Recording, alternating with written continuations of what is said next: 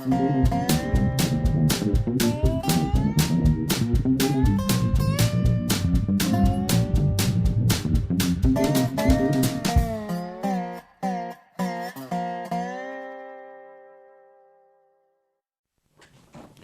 is Dave Monk, Prairie Monk, WAFT Champaign, 90.1, your FM dial. And Dave on the board. And wow, winter wonderland yesterday. I couldn't believe it. All that sticky snow sticking on the leaves, and some of the leaves still green, and some of them on the ground as a result of wind. But rather beautiful, and we should take time to enjoy. I watched children playing, and I thought that was rather a wonderful experience. I talked to my brother in Australia, and he had a similar experience with snow in their area, which is very, very seldom. But I had looked at the streets, and the cracks in the concrete were retaining the snow, whereas the broad base of the concrete slabs were warm enough that they melted the snow immediately. And that segment, you have to wonder what it was that was making it more cool. It was probably the insert between the two slabs of concrete. But there are sorts of little things that you observe and hope that others will observe and enjoy, just little differences that make life interesting. This week I want to deal with a few memorials. We don't encounter all the people who do tremendously interesting things, but we encounter people who are fairly public, and we encounter people who are environmental or oriented to some of the things we do. Tim Nugent was a powerhouse in disability education. It had been traditional for people who were disabled to sort of disappear into the back room of a house or into an institutional situation where they were kind of regarded as not able to do things. But Tim grew up in Pennsylvania in 1922 or 3, sometimes there, and he had helped to raise his siblings, and he joined World War II, was injured, and had associations with disabled people. Eventually he got to put together a disabled rehabilitation education situation in Galesburg, Illinois, where the university at that time had a unit. They pulled out of that unit, and Tim felt that the disabled program should go elsewhere. Elsewhere, probably best being at the University of Illinois. But the University of Illinois was not too excited to have disabled people on campus. And so it took Tim a long time to work through that sort of culture and to get funding for his program.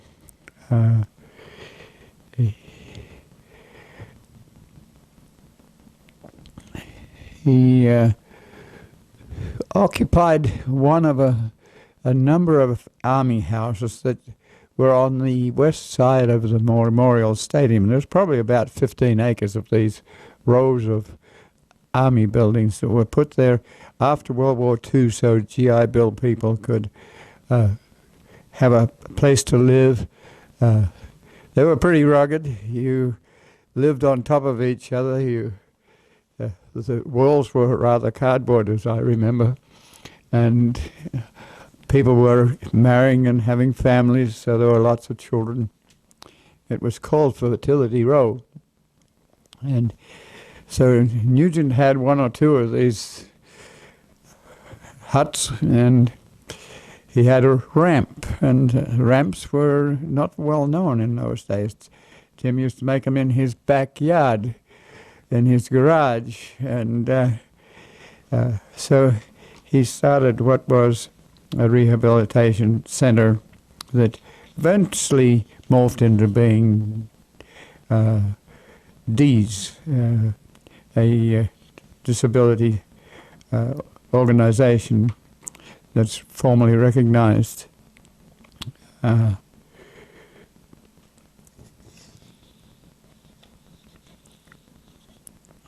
His students often had talents, but they came not knowing what their talents were because they'd lost an arm or a leg or often war injuries. Today, some of the disabled people are more likely to have an associated disability that has a foot in a brain or something like that. But this was an era when people were having to learn what their bodies were like and what they were able to do. So Tim would have a rather rigorous orientation session, and he would get his students to go to physiology classes just so that they could discover what their abilities were, and that was rather helpful.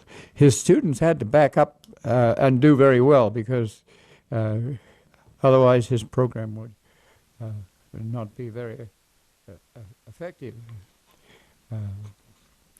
He was in charge of the D's program for 35 years. He was 92, I think, when he died, but he was forever in retirement, very much associated with the disability program. The dean of the college spoke of him. He was rather pushy. He was a little ordinary sometimes, but he got things done. He didn't get a lot of funding from the University of Illinois, so he raised money on his own part, and that was somewhat an embarrassment. Do you go outside the university to get your money, and why? Well, provide us with some money. Eventually he got money to do that, but before that he was knocking on doors, and he had developed a strength outside the university which was quite considerable, including giving a keynote address in Sweden, where there was a fairly up-to-date disability program, and so that alerted the university to the fact that he did have some clout and some ideas. He was interested in sports and how people could use their ability. He started wheelchair football, wheelchair basketball. They had square dances in wheelchairs, and he continued that throughout his life. And actually, on his deathbed, he was worried that there was a move afoot to allow able-bodied people to be in wheelchairs and play wheelchair football and basketball, and he was opposed to that till the last. So with a little bit of power from outside, Tim Nugent put in ramps, got cities across the country and across the world to put in ramps so people could be accessible to their houses, to their businesses, but also to their streets. And that was quite an achievement. he took a team of people to South Africa, where there was a disabled pilot who'd been in a crash, and invited them there. The English had a program that he'd belonged to, and he invited the wheelchair people there. So it took 8 wheelchair people and 8 able-bodied people to move equipment and to understand the situations. Tom Jones, who was a WCIA sports person for many years, was one of these team members. And it was in an era of apartheid, so you couldn't have black community people in the same stadium as white people. When I came here, I had encountered these people because they were coming back from South Africa, and I was working with agricultural communications where a number of these people were employed. So Hadley Reid had a sympathy for this sort of situation, and broadcasters, and that those domains could be handled by people who had lost a hand in or in an auger or something, like some farm equipment, or didn't have able-bodied total background. He put together a national disabled games, which was not easy to organize. He passed his role on of 35 years in these to other speakers who were speaking of the things that Tim did. Tim was also speaking. This was in the Methodist Church, and it's on Duncan Road looking over. It's the Pisota Moraine looking over the outwash Plain Creek that goes down to the Kaskaskia. And it's a fairly recent building. But interestingly, there are no pews. There are chairs that are movable, and the auditorium can be converted to a basketball field or have music events, and I strongly suspect that Tim was a part of that. We knew Tim because he had married Jeanette, his Hawaiian wife, and we had Wesley Quipo, who was Hawaiian. He dived into a pond in Hawaii, which is not uncommon to do, and hit a rock and disabled his spine. So we had him as an artist to draw for us. He was not able to move his hands very much except sort of wiggle them. He couldn't put a ruler down and draw a line, for instance. He couldn't go out in the field because he didn't have any sweat glands anymore. If you pushed him along the road in his wheelchair and you hit a bump, his legs actually came up and did a jiggle. But that was good because that meant that he had some sensitivity in his lower body, and that prevented bed sores. So Wesley was not where we had our office, next to the curriculum lab.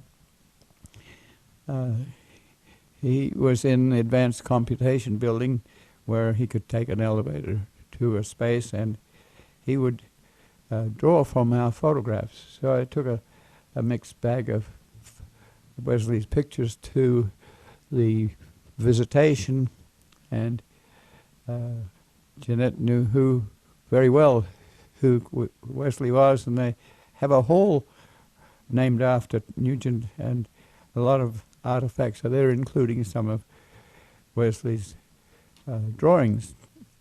He left for California after a while because the social service facilities were a little better there. and but also the two sons were knowledgeable of Wesley, and but there was a huge lineup, and eventually, when it was finished, the chairs were rearranged for a memorial service, and that included the dean of the college and the previous director of these, and the Tracy, one of the sons, directed the program. Also, Mark Brown, who is the pastor, but he's fairly recent pastor, and he didn't really know Tim until this last year, and he really got to know Tim as a person. And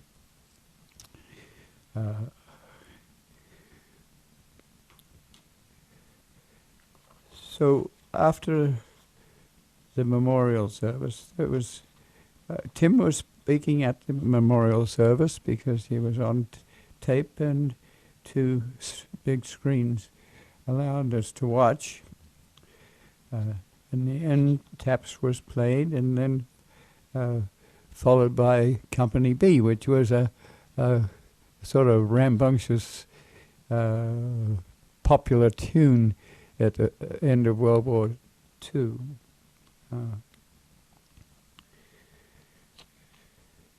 The Methodist Church is interesting. It's a fairly new church, and it's there on Dick Burwash ground. Dick Burwash donated the land, and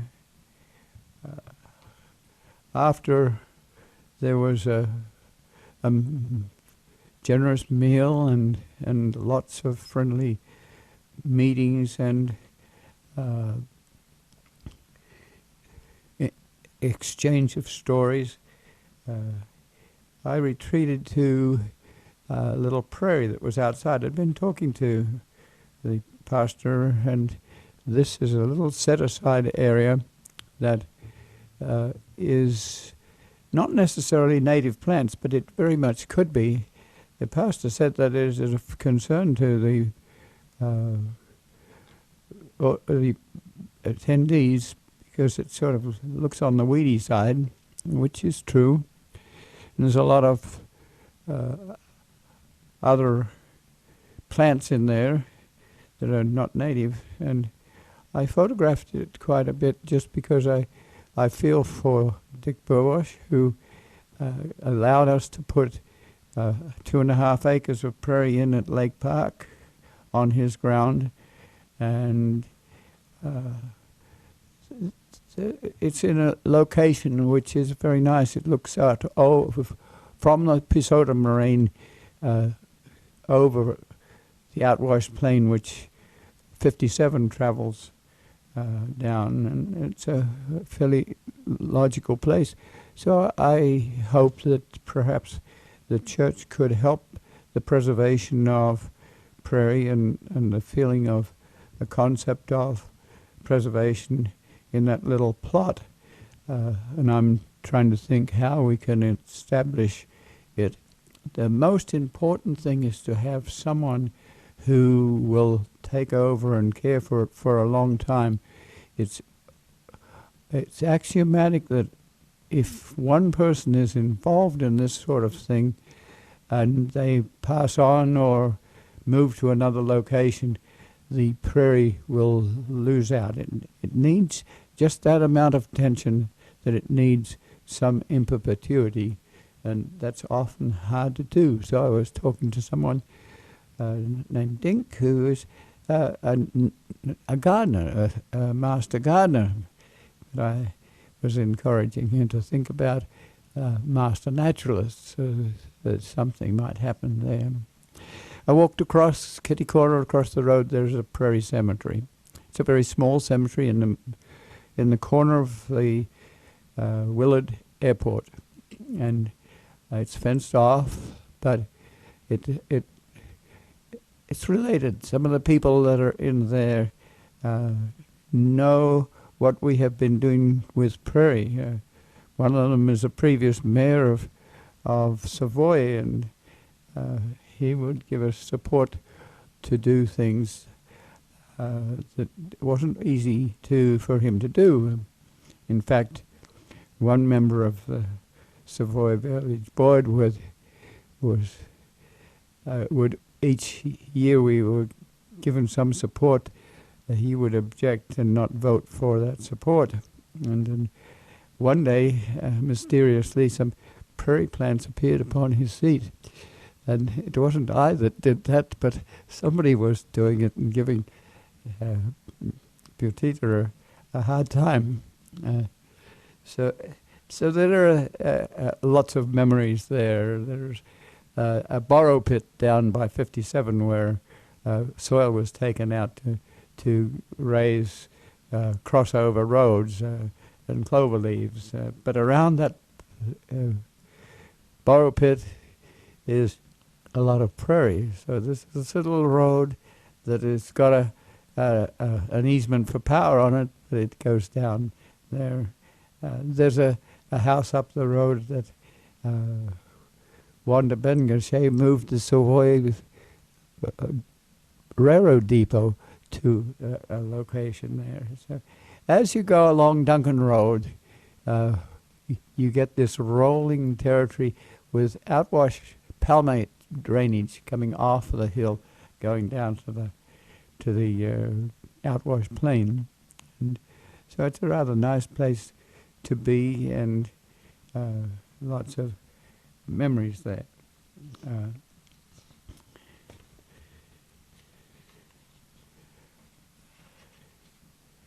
I'm just looking at my notes for a moment.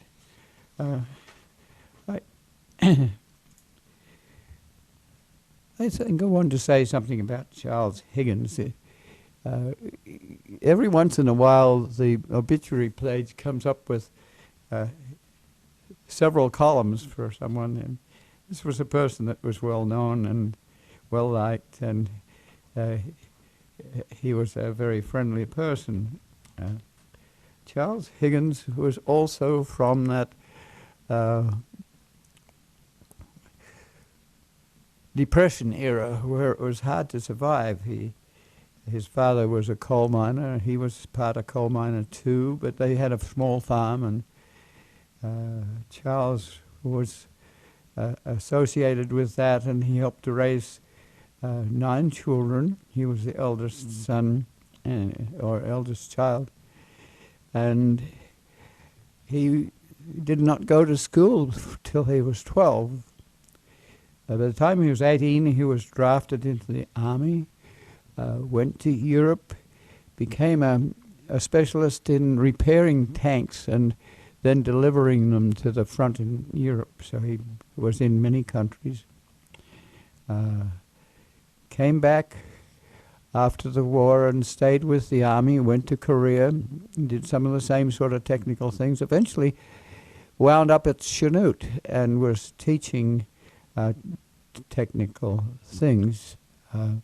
He got 2 associate degrees at Parkland College and eventually was employed by the University of Illinois as an audiovisual instructor, teaching people how to use equipment in the classroom, but he also repaired equipment, and it was basically first of all in the College of Education, but then more campus-wide.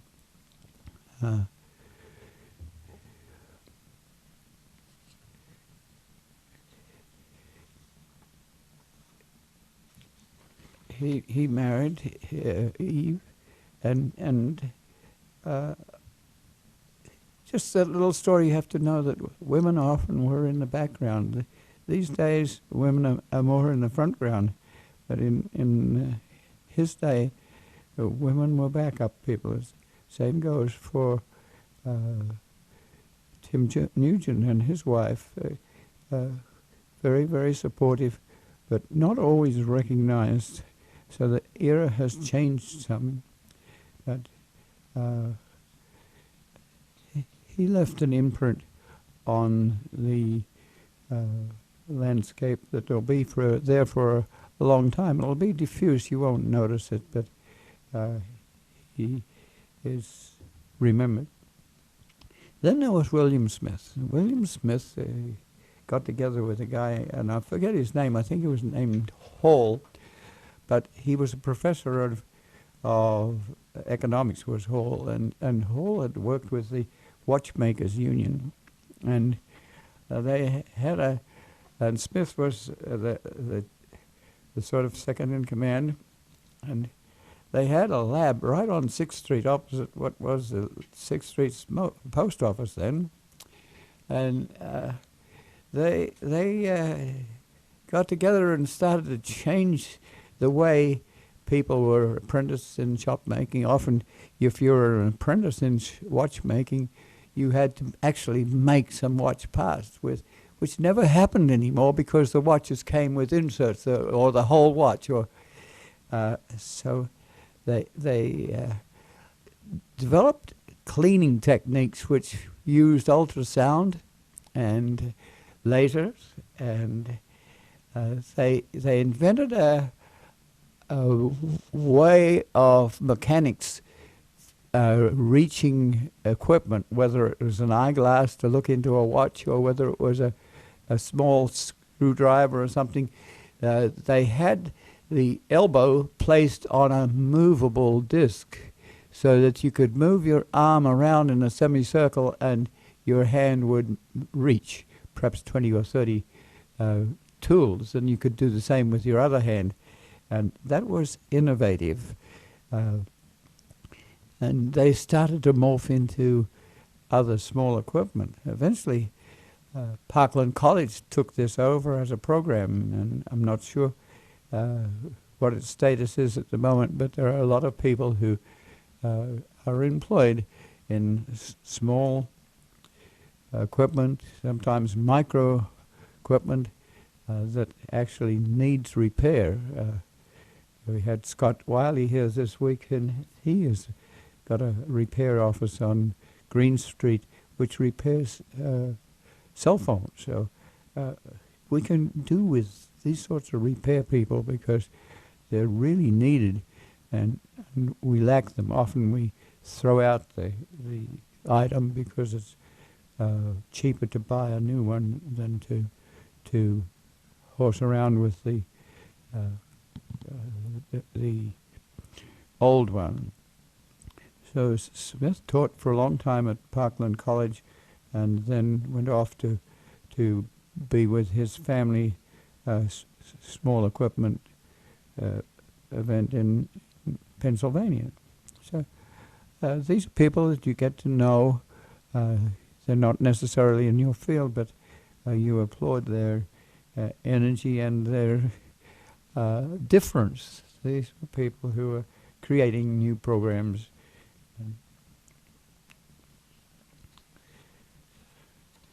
So Nugent, Higgins, and Smith were people we were remembering this week. This might be a good time to jump in and point out this is WEFT Champaign 90.1 FM, and this is the second to the last Sunday of November. Let's see, this would be the 22nd. 22nd. 22nd. Yes. 19. Try that again. It's not the 1900s anymore. It's 2015. So now I want to say something about the rail to trail movement. We've been talking some about meetings I went to in Iowa that were trail meetings.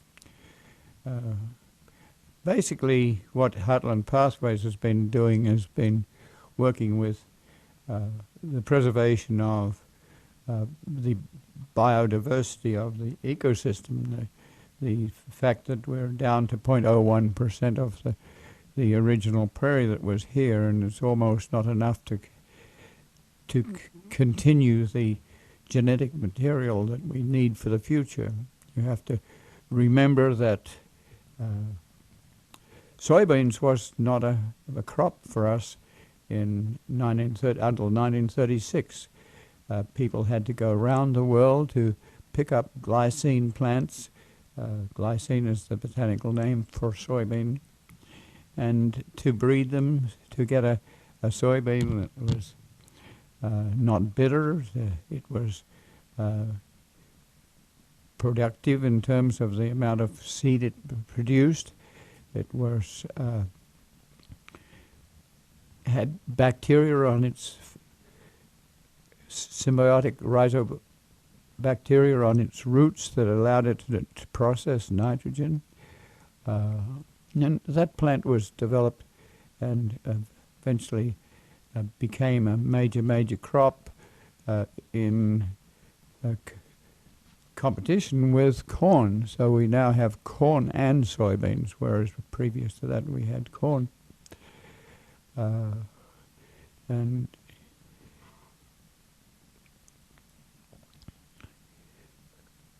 so we are basically biologists, but we want to tell people about this, so we're also artists. David works with art in the sense of working with computers so that we can take this program and videotape it and drop in pictures and talk about the things we do. And we try to educate.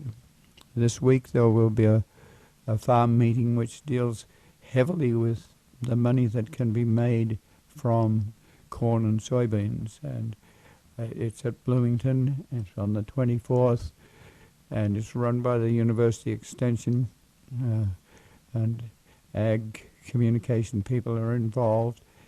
But I almost want to remind those people that there is alongside their farmland a little corner or a railroad line or a road that houses some of our leftover remnant prairie. And those sites are tremendously endangered because you can now these days back a cultivator right up onto them and put in a few more rows of corn. But I want people to put a value on conservation. The material that is there is far more valuable than the few rows of corn or soybeans that they'll get. So we have to try and educate about that. This year we've had people who have decided to plow right up to the ballast of our railroad beds and gain income from that when we have bought that land for its conservation purposes, and it's really worth much more than any row of corn.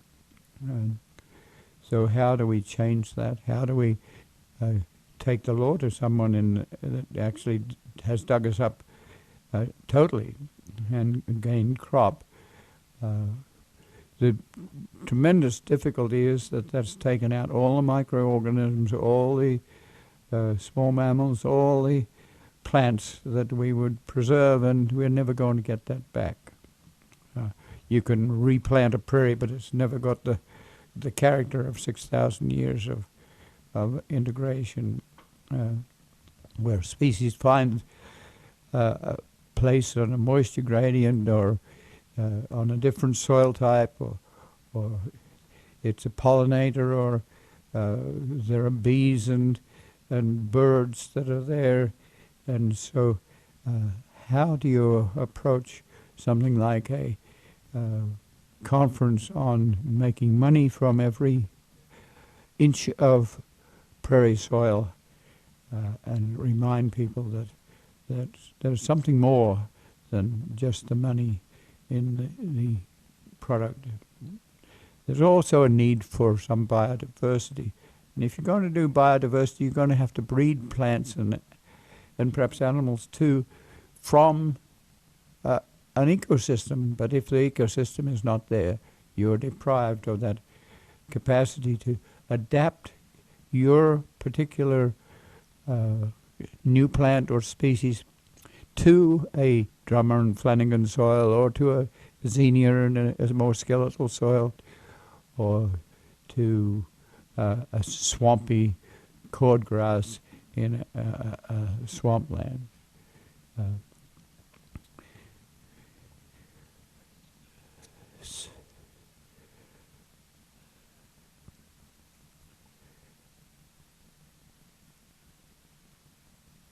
So let's look at rail trails.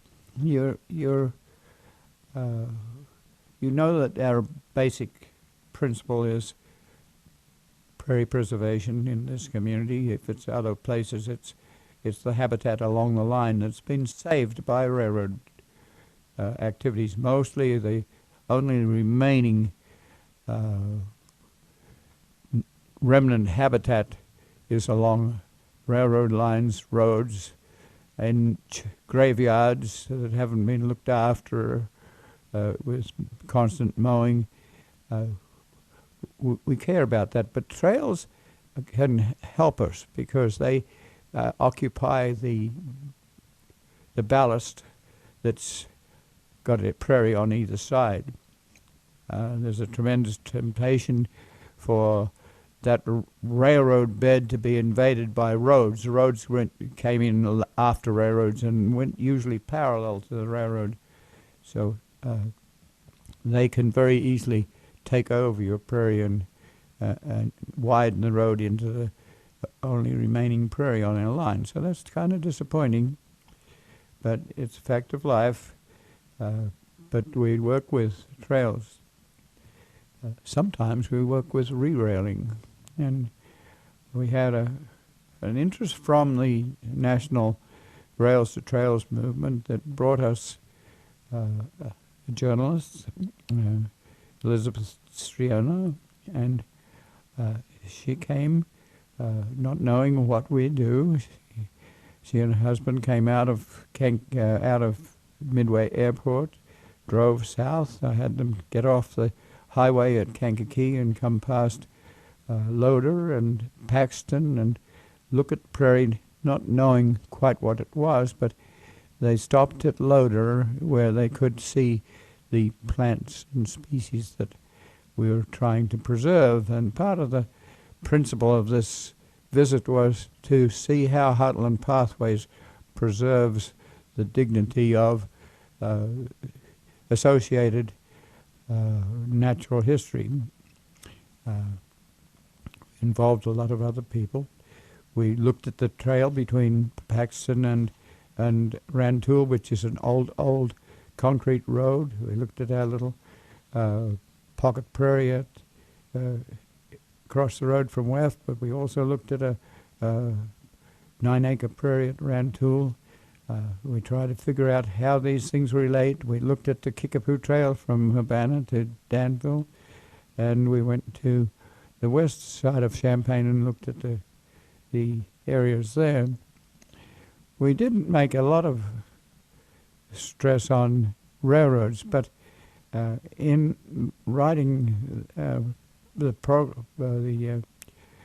article, we made a glitch in leaving out a possible rail between Whiteheath and Seymour, which is part of trying to get a connection between the Monticello Railroad Museum, which has 7 miles of active line.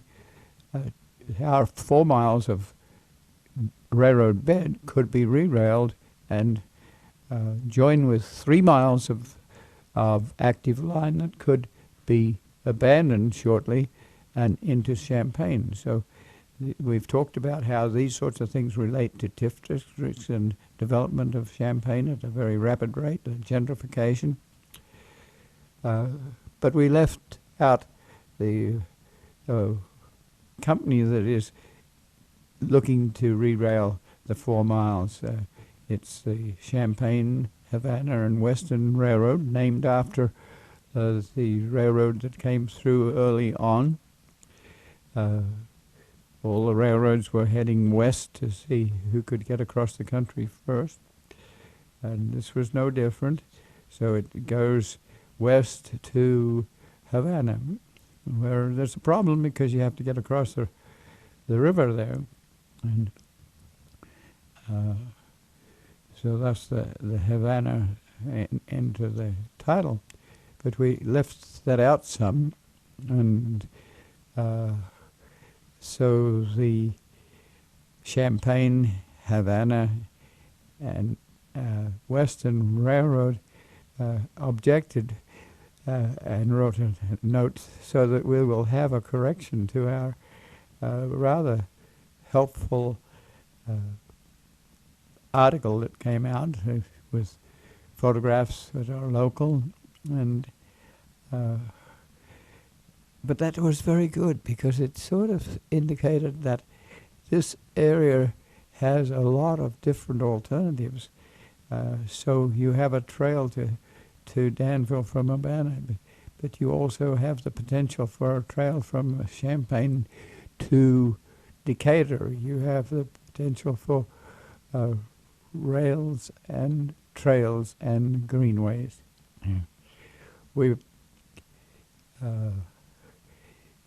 So I went to a railroad seminar on Friday afternoon to collect some maps that are associated with the C, H, and W, making contact with the rail trail movement. I am rather pleased with that because that takes us out of circulation as individual local places. It gives us some oversight, some breadth outside ourselves. It's a little bit like Tim Nugent going to Sweden, and you get some recognition outside that then gives you some recognition inside.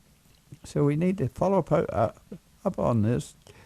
So the Railroad Museum has had a whole slug of people who have initiated that railroad museum. And you wouldn't think a railroad museum was involved with prairie preservation, but it is. It's 7 miles, 2 trackages. The first of all, they were on an old interurban bed, and then the main line closed out, so they bought 7 Mile Railroad bed, and we need to recognize that and to also recognize areas around, like the riparian corridor from Allerton Park to Mahomet. If you put in a canoe at Mahomet, you can take a canoe and it takes you all day to get down to Allerton Park. There are lots of snags in the river, but in the long run, we hope that there'll be a riparian corridor of actual land ownership, so that you won't be violating any land rights by paddling down the river.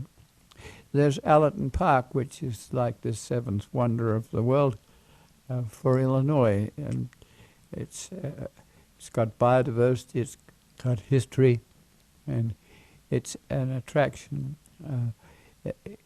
And more people who come to your site are wanting to know what makes you famous, what makes your site famous, what gives this area some character. And we have that, but we haven't always utilized it.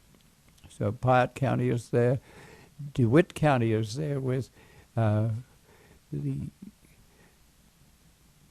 Clinton Power Plant Lake and Weldon Springs State Park. So we're going to be in contact with the Rail to Trail movement. We have some other difficulties. The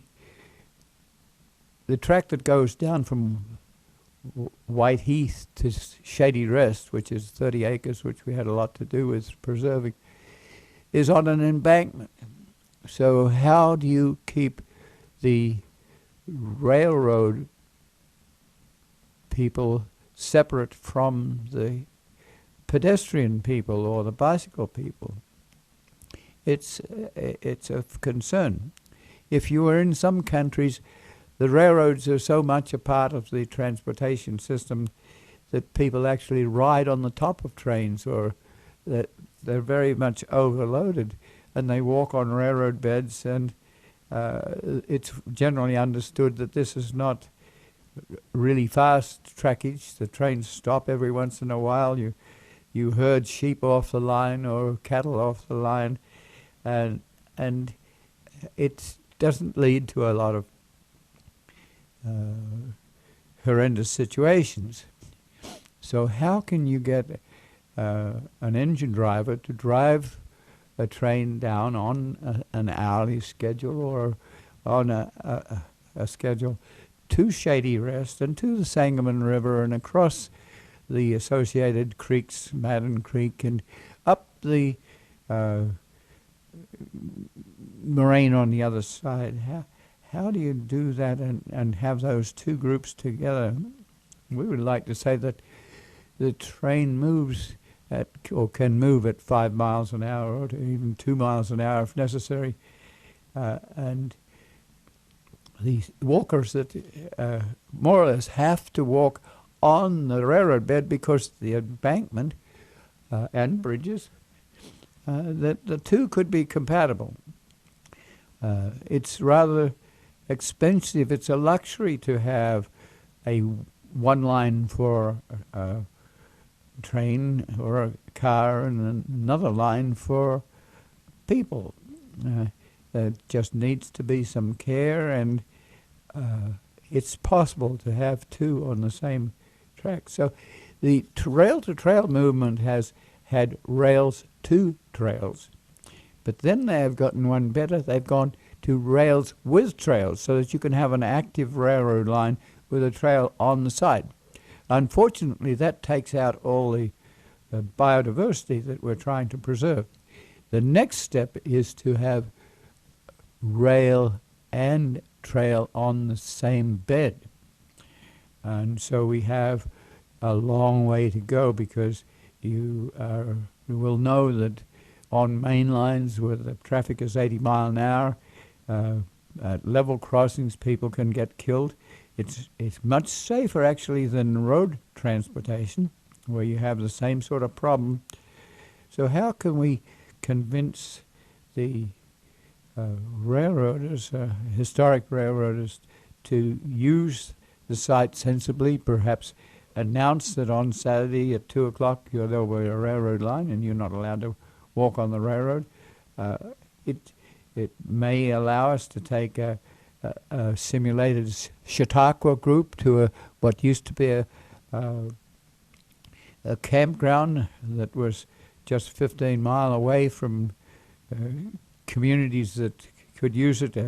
Horses couldn't go much further than that. How can you take the train across a truss bridge and up the other side and have it park and have it not be a danger? We are probably 100 years from getting that sort of recognition and possibility. It also means railing with ties, and we don't have a lot of lumber anymore. And what's more, concrete ties have gotten to be somewhat more effective than wooden ties. So how do we re-rail, and how do we make a bed in between two tracks that allow people to walk down to Shady Rest? Fortunately, if you put ballast over the concrete ties don't break down so quickly. So you still have steel on either side that can be a liability. But if we go to liabilities to the nth degree, we don't do anything. We just avoid the problem. I think it's much better to see how we can get down to Shady Rest with an active steam train or a historic diesel train, at some stage. So we're talking back and forth, and we're trying to bring together railroaders and trailers and habitat. And the last few weeks has been positive, and it's almost advantageous to us that we had a glitch that didn't recognize the railroad, and it's worked to remove trees from the railroad bed. They're invasive trees that have brought the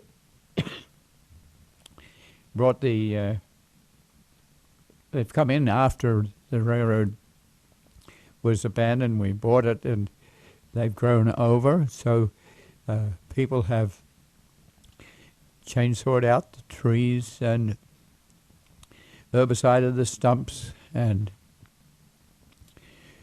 mown the territory so that it can be used as a trail until such times as we put down rail. It takes a little bit of understanding to put that in perspective, and so the Champaign, Havana, and Western Railroad people have stressed their easement. They have a 25-foot easement on Heartland Pathways territory, and we didn't really say that, and I didn't catch that when I checked the article. So my fault for not quite catching that.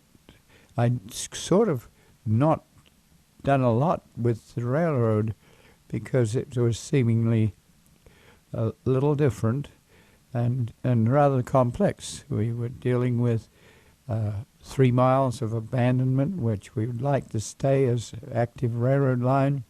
It meant dealing with 2 different elevators, different elevator companies, with a possible purchase of the line by the elevator, the contract with Canadian National to keep the elevator afloat for at least 5 years at a price which is probably higher than it would be normal if you were a super elevator like Cargill's that can ship out 100 cars at a time, whereas the little elevator might ship out 15 or 25 cars at a time. These decapitated railroad main lines don't make a lot of money for the railroads, so universally they're being closed out unless we look at them from a more multiple use point of view.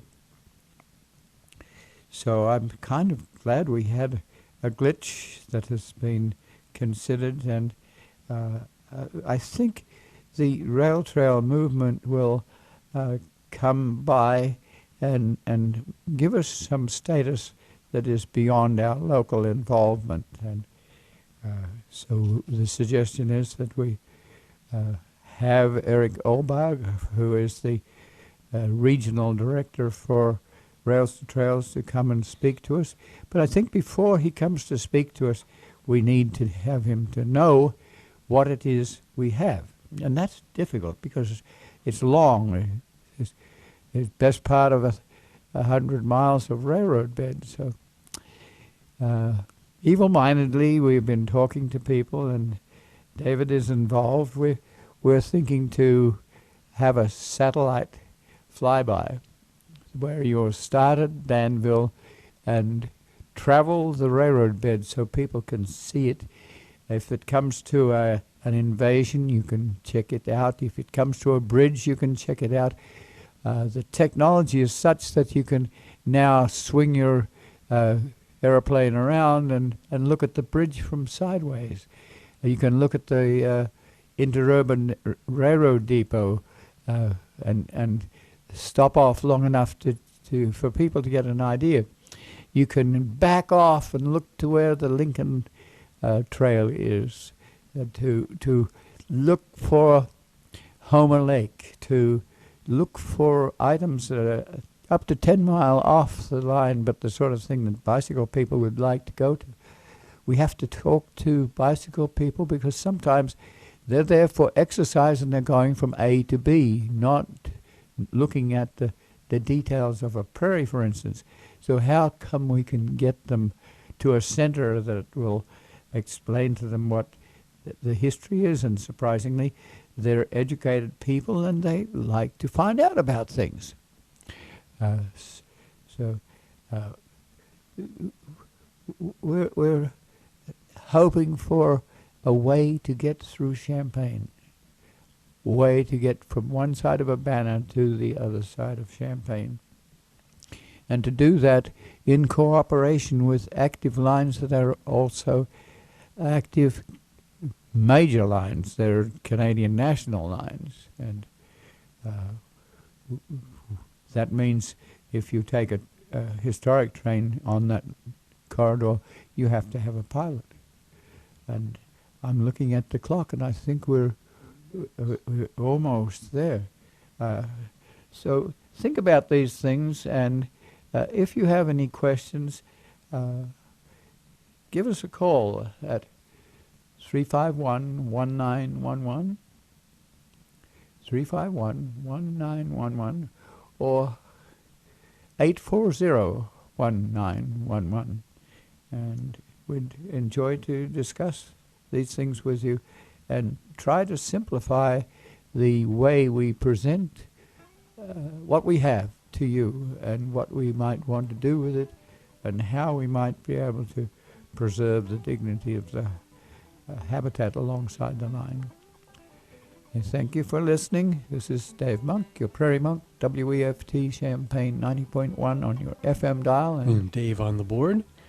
And as always, the views and opinions expressed are solely those of the speakers and nobody else.